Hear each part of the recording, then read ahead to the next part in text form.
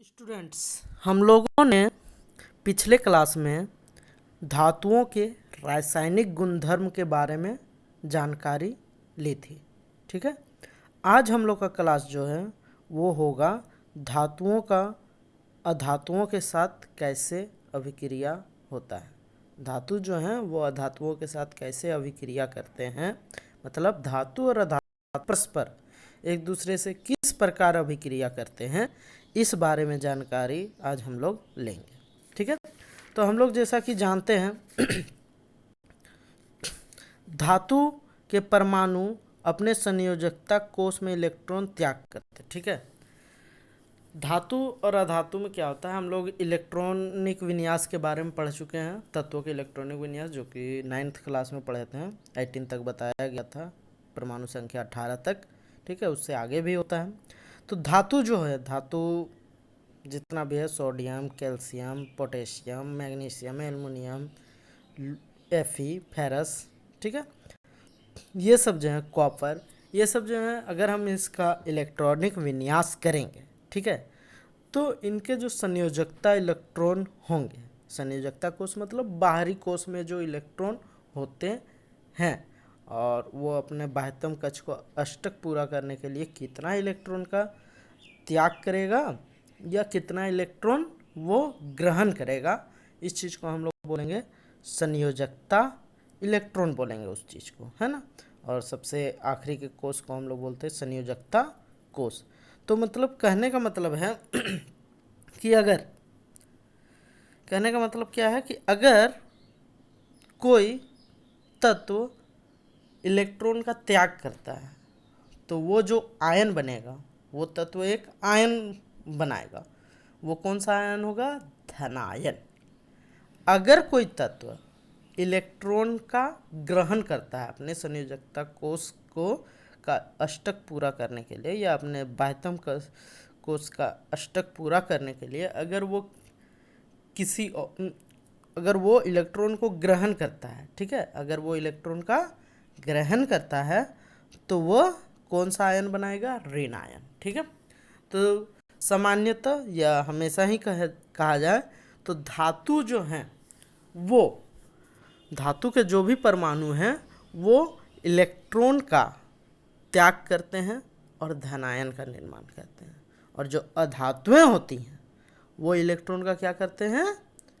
ग्रहण करते हैं, इलेक्ट्रॉन का ग्रहण करते हैं और क्या बनाते हैं? ऋणायन बनाते हैं। ठीक है, और जब ये दोनों परस्पर आपस में अभिक्रिया करते हैं, जैसे कि कहने का मतलब है एक धातु और एक अधातु, मान लीजिए सोडियम और क्लोरीन, मैग्नीशियम और ऑक्सीजन, कॉपर और ऑक्सीजन, ये सब धातु और अधातु हैं। ठीक है, तो जब ये परस्पर अभिक्रिया करते हैं तो ये यही इलेक्ट्रॉन्स का आदान प्रदान करते हैं, जो भी ये त्याग कर रहा है और वो जो ग्रहण कर रहा है। तो जो ये त्याग कर रहा है वो ग्रहण करने वाले के पास इलेक्ट्रॉन चला जाता है, और जब ये इलेक्ट्रॉन का आदान प्रदान हो जाता है तो क्या होता है? ये एक यौगिक का निर्माण करते हैं, और इस तरह का यौगिक को हम लोग बोलते हैं आयनिक यौगिक। ठीक है, इस तरह का यौगिक क्या बोलते हैं? आयनिक यौगिक, क्योंकि आयनों के परस्पर अभिक्रिया से यौगिक का निर्माण हुआ है। ठीक है, इस तरह के यौगिक को हम लोग बोलते हैं आयनिक यौगिक। हम लोग और एक यौगिक के बारे में पढ़ेंगे, सहसंयोजी आबंध से जो यौगिक बनता है उस चीज़ के बारे में नेक्स्ट चैप्टर में, चैप्टर 4 में पढ़ेंगे। ठीक है, तो आयनिक यौगिक क्या होता है? तो देखिए, धातु, अधातु, धातु से अधातु में इलेक्ट्रॉन के स्थानांतरण से जो यौगिक बनता है। ठीक है, धातु में जो भी इलेक्ट्रॉन होता है, जैसे सोडियम में है एक इलेक्ट्रॉन, बाह्यतम कक्ष में एक ही इलेक्ट्रॉन होगा, मतलब वो एक इलेक्ट्रॉन के साथ धनायन आयन है, तो वो क्या करेगा? एक इलेक्ट्रॉन का स्थानांतरण कर देगा, चाहे वो अगला कुछ भी हो सकता है। तो इस तरह से क्या होगा? वो तो धनायन हो गया है। तो वही जब धातु से अधातु में इलेक्ट्रॉन का जब स्थानांतरण होता है, मतलब धातु से इलेक्ट्रॉन जाता है अधातु की ओर, तो उससे एक यौगिक बनता है। ठीक है, इस यौगिक का कौन सा यौगिक है? ये आयनिक यौगिक। इस यौगिक का नाम होता है आयनिक यौगिक। और जो यौगिक भी कहते हैं, और इसका और एक नाम है वैद्युत संयोजक यौगिक। ठीक है, और इसका क्या नाम है? वैद्युत संयोजक यौगिक। चलिए हम लोग एक निर्माण देखेंगे, कुछ आयनिक यौगिकों का निर्माण देखेंगे। NaCl का निर्माण देखते हैं। NaCl का निर्माण, ओके। निर्माण कैसे होगा तो ध्यान दीजिए, क्योंकि सोडियम जो है, ओके, सोडियम का इलेक्ट्रॉनिक विन्यास हम लोग सबसे पहले लिखेंगे Na। इसका हो गया हम लोग का, क्या लिखना है? इलेक्ट्रॉनिक विन्यास। तो इलेक्ट्रॉनिक विन्यास क्या होगा? हम लोग जानते हैं 2, 8 और 1, क्योंकि इसका जो परमाणु संख्या होता है वो 11 होता है। पहला कक्षा में 2, दूसरा में 8 रहेगा, तो 2, 8, 10 और 1 11 हो गया। इसका बाह्यतम कक्ष में कितना इलेक्ट्रॉन है? 1 इलेक्ट्रॉन। ठीक है, 1 इलेक्ट्रॉन है, तो इस 1 इलेक्ट्रॉन को हम लोग को क्या करना है? त्याग करना है। तो त्याग करना है, तो 1 इलेक्ट्रॉन को त्याग करेंगे तो ये बन जाएगा हम लोग का Na+। तो Na+ बना दिए, और त्याग करेंगे तो प्लस E- इलेक्ट्रॉन का साइन होता है E-। तो यहाँ ध्यान दीजिए, अब ये क्या हो जाएगा? Na+ का अगर इलेक्ट्रॉनिक विन्यास होगा तो 2 और 8 ही होगा। 2, 8 कितना हो गया? 10। ध्यान देने की बात है कि 1 इलेक्ट्रॉन इसका साइड हो चुका है, मतलब ये त्याग कर चुका है, तो इसका Na+ आयन बन गया और इसका इलेक्ट्रॉनिक विन्यास होगा 2, 8। अब हम लोग आते हैं Cl, क्लोरीन। अब ध्यान दीजिए, क्लोरीन का सिर्फ अगर हम लोग इलेक्ट्रॉनिक विन्यास करेंगे तो क्लोरीन का इलेक्ट्रॉनिक विन्यास क्या होगा? 2, 8, 10 और 7, 17, क्योंकि परमाणु संख्या तो इसका 17 होता है। तो इसके अनुसार क्या हो जाएगा? 2, 8 और 7 होगा। अब देखिए, इसका बाह्यतम कक्ष पूर्ण नहीं है। पूर्ण करने के लिए हम लोग को क्या देना होगा? 1 इलेक्ट्रॉन इसको देना होगा, मतलब ये 1 इलेक्ट्रॉन लेगा। तो अगर ये 1 इलेक्ट्रॉन लेता है तो ये हो जाएगा हम लोग का क्या? E- प्लस में, तो 2, 8, 10 और 7, 17 और 1 ये ले लेगा तो हो जाएगा 18। तब जब इसका आयन बनेगा Cl- आयन, क्योंकि ये 1 इलेक्ट्रॉन लिया है इसलिए ये माइनस आयन बनेगा। अब इसका इलेक्ट्रॉनिक विन्यास क्या हो जाएगा? 2, 8 और 8 हो जाएगा। ओके, चलिए तब ध्यान दीजिए, ये तो हम लोग इलेक्ट्रॉनिक विन्यास लिखे और इसका हम लोग इलेक्ट्रॉनिक विन्यास लिख के इसको तैयार किए हैं। अब हम लोग देखते हैं इसका सिर्फ बाह्यतम कक्ष का इलेक्ट्रॉनों का स्थानांतरण किस प्रकार होगा। Na लिखते हैं। Na का बाह्यतम कक्ष में इलेक्ट्रॉन कितना रहेगा? 1 इलेक्ट्रॉन रहेगा, जैसा कि यहाँ दिख रहा है। 1 इलेक्ट्रॉन है, वही 1 इलेक्ट्रॉन यहाँ पे है। अब Cl- आयन है। Cl- आयन का बाह्यतम कक्ष में कितना है? 7 है, तो वो 7 हम क्रॉस से दिखाते हैं। 3, 4, 5, 6, 7। अब क्योंकि बाह्यतम कक्ष में इसका भी पूर्ण होना चाहिए, इसका भी पूर्ण। अगर इसका बाह्यतम कक्ष होगा तो ये एक कोष जो है KLm, M कोष खत्म हो जाएगा, सिर्फ KL कोष बाह्यतम कोष बनेगा और उसका 8 पूरा हो जाएगा। ठीक है, अब ये क्या करेगा? इलेक्ट्रॉन का स्थानांतरण। बताएं आयनिक यौगिक कैसे बनता है? तो धातु से अधातु में इलेक्ट्रॉन का स्थानांतरण होता है। तो ये रहा धातु हम लोग का सोडियम, इससे इलेक्ट्रॉन का स्थानांतरण हुआ और ये पहुंच गया यहाँ पे 1 इलेक्ट्रॉन। अब देखिए, इसका बाह्यतम कक्ष खत्म हो गया है, 1 जो था, अब सिर्फ L कोष तक बनेगा जो कि 8 हो जाएगा और इसका भी 8 हो जाएगा। ठीक है, तो यहाँ हम लोग क्या देखें कि सोडियम का 1 आयन और क्लोरीन का भी 1 आयन लगा, जिससे ये यौगिक बन गया।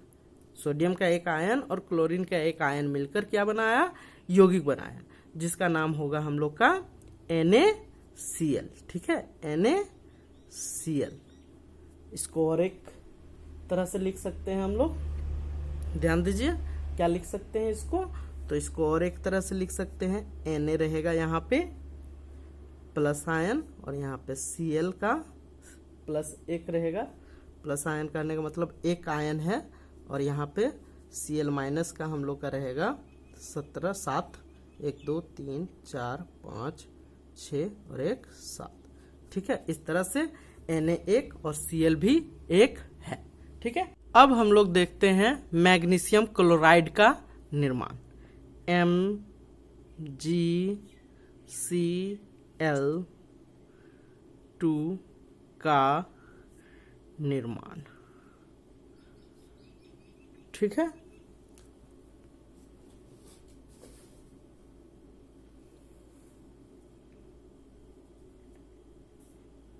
अब देखिए, क्योंकि मैग्नीशियम का पहले इसी तरह का ढांचा तैयार करते हैं, मैग्नीशियम Mg लिखते हैं। मैग्नीशियम का कितना होता है इलेक्ट्रॉनिक विन्यास, अगर देखा जाए तो 2, 8 और 2 होगा, क्योंकि मैग्नीशियम कितना होता है 12 होता है इसका, सोडियम मैग्नीशियम आता है ना 12 नंबर में, तो 2, 8, 10, 2, 12 हो गए। अब इसका अगर हम आयन निर्माण करें तो किस तरह से होगा, Mg2 प्लस 2E माइनस होगा। क्यों, तो क्योंकि 2 इलेक्ट्रॉन का ये त्याग कर रहा है, इसलिए हम लोग यहाँ पे फिर जब ये आयन बनेगा मैग्नीशियम का तो इसका इलेक्ट्रॉनिक विन्यास सिर्फ रह जाएगा 2, 8। ठीक है, अब आते हैं Cl का वही रहेगा जो हम लोग पहले जाने थे, E माइनस गिब्स हो जाएगा Cl माइनस, इसका इलेक्ट्रॉन विन्यास होगा 2, 8, 7। ठीक है, और Cl माइनस आयन का इलेक्ट्रॉन विन्यास 2, 8, 8।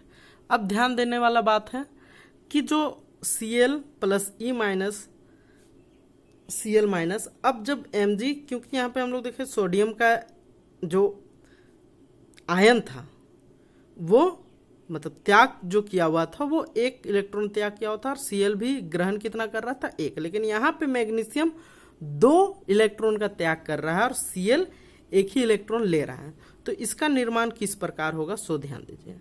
अब हम लोग यहाँ पे लिखते हैं Mg का बाह्यतम कक्ष में 2 इलेक्ट्रॉन है, 2 डॉट से दिखा देते हैं। अब ध्यान दीजिए Cl है, एक Cl को कितना चाहिए, बस 1 ही इलेक्ट्रॉन चाहिए, 3, 4, 5, 6 और 1, 7। ये क्या करेगा, 1 इलेक्ट्रॉन इसको दे दिया, चलिए 1 इलेक्ट्रॉन दे दिया। अब इसके पास तो एक और इलेक्ट्रॉन बचा हुआ है, क्या करेगा, तो और एक Cl को लाएगा, ये और एक Cl को लाएगा, 1, 2, 3, 4, 5, 6, 3, 3, 6 हो गया। अब ये इलेक्ट्रॉन यहाँ आ जाएगा। ठीक है, अब हो गया हम लोग का MgCl, क्योंकि ये Cl 2 लिया है। ठीक है, 2 Cl को लिया है, तो अब ये हम लोग का बनेगा MgCl2। ठीक है,